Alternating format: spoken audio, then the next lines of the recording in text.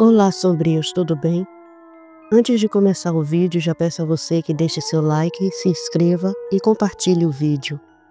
Gosta do nosso conteúdo e deseja ajudar o canal? Clica no botão de valeu e contribua com o que seu coração desejar, ou seja membro. Faça parte do clube de canais, acesse o link na descrição do vídeo e veja qual categoria é mais confortável para você e faça sua inscrição. Também estarei deixando o Pix na descrição do vídeo, caso queira nos ajudar dessa forma. Desde já, eu agradeço. Na vegetação densa que margeava o flanco norte do castelo, Otto repousava meio agachado, os músculos tensos como os de uma fera à espreita. Seu peito arfava lentamente, liberando vapor quente que se dissipava na brisa gélida da noite. A relva alta mal cobria seu corpo imenso, mas ele não precisava de camuflagem. Seu silêncio era o bastante. O cheiro da terra úmida, do sangue seco e da fumaça distante ainda pairava no ar, misturando-se ao aroma metálico da iminente batalha. Seus olhos flamejantes mantinham-se fixos nos portões do castelo, onde as luzes começavam a brilhar com intensidade. O momento se aproximava. Ele não estava cansado. Otto não conhecia cansaço, mas havia aprendido em seus séculos de existência que antes de cada guerra, o silêncio é um aliado. O silêncio permite ouvir o próprio coração e o dos inimigos, e ele ouvia os dois, o pulsar do medo e da arrogância. No interior das muralhas, o castelo ganhava vida como uma besta sendo despertada. Portas se abriram em estalos metálicos, sinos foram tocados com toques secos, e do fundo dos alojamentos surgiram centenas de criaturas. Lupinos e canis organizados em fileiras brutais marchavam para a frente da batalha, seus passos marcando o solo com uma sincronia cruel. Os uivos começaram, curtos, ritmados como cânticos de guerra. Os verdugos, bestas de fúria descontrolada, foram os primeiros a emergir dos portões. Seus olhos brilhavam com loucura, espumando pelas presas, agitados como cães famintos. A carne seria seu banquete e o medo seu vinho. Do lado de fora, nas ruínas silenciosas da última vila tomada, Marco observava tudo. Os telhados queimados, as paredes manchadas de sangue, o vento frio soprando por entre os escombros. Era um campo de batalha profanado. Ainda assim, ali ele armava sua estratégia. Seu peito estava pesado, não de medo, mas de responsabilidade. Ele conhecia Otto bastante para entender. O Lorde Lupino não permaneceria para a guerra prolongada. Ele abriria o caminho, como uma lâmina cortando uma muralha. Mas o combate nos salões dos castelos, nos corredores escuros e nos altares profanados da ordem seria travado por ele e seus aliados, rebeldes, traidores para uns, libertadores para outros. Marco sentia a garganta seca. A brisa lhe trazia o cheiro das feras e o rufar distante dos tambores inimigos. Apertou a empunhadura da espada e fez um sinal para os soldados próximos. A noite teria um fim sangrento, um fim necessário. Na sacada mais alta do castelo, coberta por trepadeiras negras e gárgulas de pedra, Lord Lazar contemplava o horizonte. Seus olhos vermelhos captavam cada movimento, o deslocar das tropas, os reflexos da lua nas armaduras, a dança do fogo nas tochas acesas. Em seu rosto uma expressão serena demais para alguém prestes a enfrentar a guerra. Mas dentro dele, o pensamento fervilhava. O uivo que ouvira mais cedo ainda ecoava em sua memória, como uma lembrança indesejada. Ele tentava apagá-lo com raciocínio, com lógica, com estratégia. A ordem havia sobrevivido a rebeliões piores. Havia destituído impérios e dissolvido lendas. Por séculos seu plano era infalível. Os verdugos esmagavam os corações, os canis e lupinos caçavam os corpos e os vampiros selavam a vitória com elegância e crueldade. Nada passava por isso. Nada deveria. Mas ele se lembrou das portas despedaçadas, do sangue escorrendo pelo salão, do rugido enlouquecido de Mihai, o antigo general que desafiara tudo. Lazar mesmo agora ainda ouvia seus gritos nas paredes frias, e o uivo desta noite era diferente, mas tinha a mesma fúria, talvez até mais. Virou-se devagar e se retirou da sacada. Em seus aposentos, a luz das velas tremeluziam contra o aço de sua armadura negra. Peça por peça, ele vestiu-se como um rei em preparação para o próprio julgamento. Por fim, empunhou sua espada ancestral, lâmina forjada com os ossos de um ancestral caído, banhada no sangue dos primeiros traidores da ordem. Diante do espelho, encarou o reflexo sem piscar. Seja quem for esse novo campeão dos rebeldes, murmurou com a voz baixa e carregada de veneno. Ele conhecerá o peso da eternidade antes de tocar estas muralhas. Lá fora, Otto ergueu-se e começou a caminhar. Lazar ainda estava em seus aposentos, ajustando os últimos detalhes da armadura sobre um manto negro bordado com símbolos ancestrais da ordem, quando o som agudo e estridente das correntes se soltando anunciaram a abertura dos portões principais. O ranger do ferro contra a pedra ressoou como um trovão abafado, rompendo o silêncio sepulcral do castelo. Ele ergueu o rosto com um leve sorriso de confiança. O plano seguia como previsto. Os verdugos iriam à frente, famintos e selvagens. Abririam caminho para os seus irmãos de arma. Nenhuma força rebelde resistiria àquilo. Mas lá fora, no pátio interno, a realidade traçava outro caminho. Assim que os portões começaram a se abrir e os primeiros verdugos atravessaram o limiar, lupinos e canis, liderados por infiltrados fiéis a Marco, romperam sua formação e se voltaram contra os próprios aliados. O ataque foi cirúrgico. Os generais vampiros, confiantes e desprevenidos, foram os primeiros a tombar, abatidos pelos canis com precisão letal. Seus corpos caíram ao chão como estandartes derrotados, e o sangue negro escorria pelas pedras do pátio. Os lupinos, tomados por uma fúria ancestral, atacaram os clãs vampíricos com selvageria brutal. Era como se séculos de submissão e repressão explodissem em uma única noite. Rasgaram armaduras com garras e dilaceraram gargantas com os dentes, impulsionados não apenas pela estratégia, mas por algo mais profundo. O uivo de Otto que vibrara dentro deles como um tambor de guerra batendo no fundo da alma. Ainda assim, nem todos os vampiros caíram sem lutar. Alguns, despertados do torpor da arrogância, sacaram suas espadas e retaliaram. Suas lâminas cortaram a carne dos lupinos, abriram o flanco de canis resistentes, mas a cada golpe desferido, 2 retornavam com ódio nos olhos e sangue nas presas. A traição os pegara desprevenidos e agora estavam acuados em seu próprio lar. A chama da rebelião ardia forte, alimentada pela presença invisível mas sentida de Otto.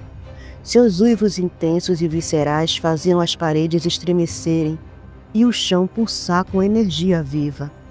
Era mais que um som, era um chamado às entranhas, um eco das eras antigas, em que os lupinos eram livres e indomáveis. Lazar, ignorando o tumulto crescente, descia as escadas de pedra do castelo com passos firmes e uma certeza gélida no olhar. Seus olhos vermelhos e penetrantes miravam o horizonte interno. Para ele, tudo seguia sob controle. A ordem sempre prevalecia. A estratégia, aquela combinação milenar de medo, força e obediência, era a prova de falhas. Mas ao alcançar o último degrau, o cheiro do sangue fresco e da fumaça queimada lhe atingiu como um murro no peito.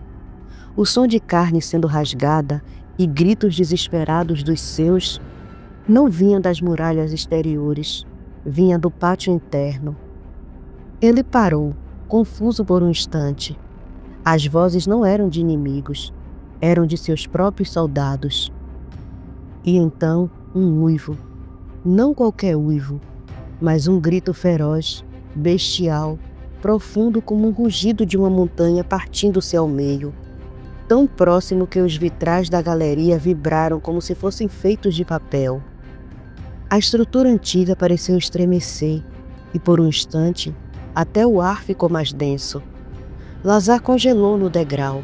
Aquilo não era possível. Ele não deveria estar tão perto. Quando os verdugos restantes, ainda atravessando os portões, notaram a confusão e o massacre no pátio, hesitaram. Seus olhos, antes tomados pela fome cega, piscaram em dúvida. Mas era tarde. Ao tentarem recuar, virando-se em meio à multidão, encontraram Otto. Ele surgiu como uma avalanche viva, coberto de sangue e neve, olhos incandescentes, presas à mostra e músculos tensionados como os de uma fera mítica. Seu rugido de guerra rompeu a formação como um trovão atravessando a carne. Atacou sem piedade, rasgando os verdugos antes que sequer compreendessem o que estava acontecendo. Ossos quebraram como galhos secos, entranhas foram espalhadas pelas pedras e o pátio tornou-se um altar profano à vingança. A estratégia de Lazar, pela primeira vez em séculos, começava a ruir diante de seus olhos. Marco avançou com seu exército atravessando as ruínas da última vila, ainda fumegante, onde as chamas dos confrontos anteriores crepitavam entre casas destroçadas e cadáveres retorcidos. A neblina espessa do amanhecer rastejava pelo chão, misturando-se ao cheiro de sangue, fuligem e carne queimada. Seus olhos se ergueram rumo às muralhas do castelo, e o que viu congelou-lhe o fôlego. À frente, Otto era a tempestade encarnada. O guerreiro lobo não corria, ele investia como uma força da natureza, como se o próprio chão impulsionasse seus passos. Seu corpo, coberto por uma pelagem espessa manchada de sangue, reluzia sob a luz fraca da alvorada, e seus olhos, olhos de fera consciente, brilhavam com um poder ancestral que impunha silêncio até aos ventos. Cada uivo que brotava de sua garganta fazia as muralhas estremecerem, e mesmo os corvos nos pináculos do castelo alçaram voo, como se pressentissem o colapso de uma era. Diante dele, os verdugos, bestas deformadas e sedentas de sangue, se viraram, mas a reação veio tarde demais. Otto atravessou a linha de frente como um raio fulminante. Seus braços e garras cortaram o ar com violência desumana. Partia espinhas ao meio, rasgava crânios como se fossem frutos maduros. Nenhuma lâmina o detinha. Os verdugos que ousaram enfrentá-lo eram arremessados contra os muros ou reduzidos a pedaços indistintos. Marco e seus soldados, ao testemunharem a cena, foram tomados por uma reverência silenciosa. Era mais que fúria. Era a justiça personificada. Otto não apenas lutava. Ele caçava, purgava, vingava séculos de opressão com cada movimento feroz e meticuloso. O campo diante dos portões, um labirinto de corpos, sangue e gritos, se abriu como um mar diante do predador supremo. Otto não parava, não hesitava, não recuava. Pulou sobre uma formação de verdugos, esmagando-os sob o peso de seu próprio corpo, e seguiu avançando, rasgando fileiras como se fossem de papel. A muralha viva que os protegia estava ruindo. O caos se espalhava como um veneno, e a certeza da derrota reluzia nos olhos dos sobreviventes. Marco apertou os punhos, com os olhos úmidos, não de medo, mas de orgulho. Sabia que Otto não era apenas um aliado, era o símbolo de um novo tempo, a lenda viva que derrubaria o trono de pedra e sangue erguido por Lorde Lazar. E então Otto chegou ao portão. Com um salto animalesco, aterrissou sobre os degraus ensanguentados da entrada, rugindo com tanta força que as dobradiças dos portões vibraram como se quisessem se romper. Ao seu redor, os verdugos recuaram, alguns grunhindo, outros fugindo, mas todos cientes de que não havia salvação. Marco ergueu sua lâmina no alto, apontando para a entrada agora tomada por Otto, e gritou com a alma: "Sigam o rugido! A queda da ordem começa agora!" O exército rebelde respondeu com um brado uníssono, os tambores da guerra batendo em seus peitos. A esperança, há muito esquecida, reacendia com força total nas cinzas daquele campo maldito. Lá dentro, nos corredores frios e estreitos do castelo, Lazar escutou o chamado. Otto havia chegado. Lazar se apressou pelos corredores de pedra do castelo, seus passos reverberando como trovões surdos por entre as tapeçarias rasgadas e vitrais estilhaçados. Cada degrau que descia parecia inflamar ainda mais a fúria em seu peito. O cheiro de sangue invadia o ar com brutalidade, mesclado ao odor de carne queimada, suor lupino e pó de pedras arrancadas das paredes pelo impacto da batalha. Ao alcançar as grandes portas de carvalho escuro, puxou-as com violência. As folhas se abriram no estrondo, batendo contra as paredes internas com força, como se até o castelo temesse sua ira. Mas Lazar congelou no limiar. O pátio, antes símbolo de ordem e poder, agora era um campo de carnificina. Corpos de vampiros, verdugos, canis e lupinos jaziam retorcidos no chão, encharcados de sangue. Os gritos de dor se misturavam aos uivos ensurdecedores, enquanto chamas lamuriavam sobre a madeira e o estandarte da ordem jazia no chão, rasgado e pisoteado. Mais que a destruição, o que feriu Lazar foi o vislumbre da traição. Os canis que por décadas serviram a ordem agora empunhavam suas lâminas contra os vampiros. Os lupinos antes submissos agora caçavam seus mestres como feras libertas de correntes milenares. Com um rugido primal, Lazar desembanhou sua espada. O aço brilhou sob a luz difusa do céu acinzentado. Ele se lançou sobre os traidores com uma fúria ancestral, sua lâmina cortando como trovão em meio à tempestade. Canis foram dilacerados, lupinos tombaram sob sua força descomunal. Era um vendaval de dor e aço, o contra-ataque de um rei ferido. Mas mesmo assim, era tarde. A emboscada havia sido perfeita. A ordem sofrera um golpe letal, atingida no coração, dentro e fora do castelo. Foi então que seus olhos se fixaram em algo além da massa de corpos em combate.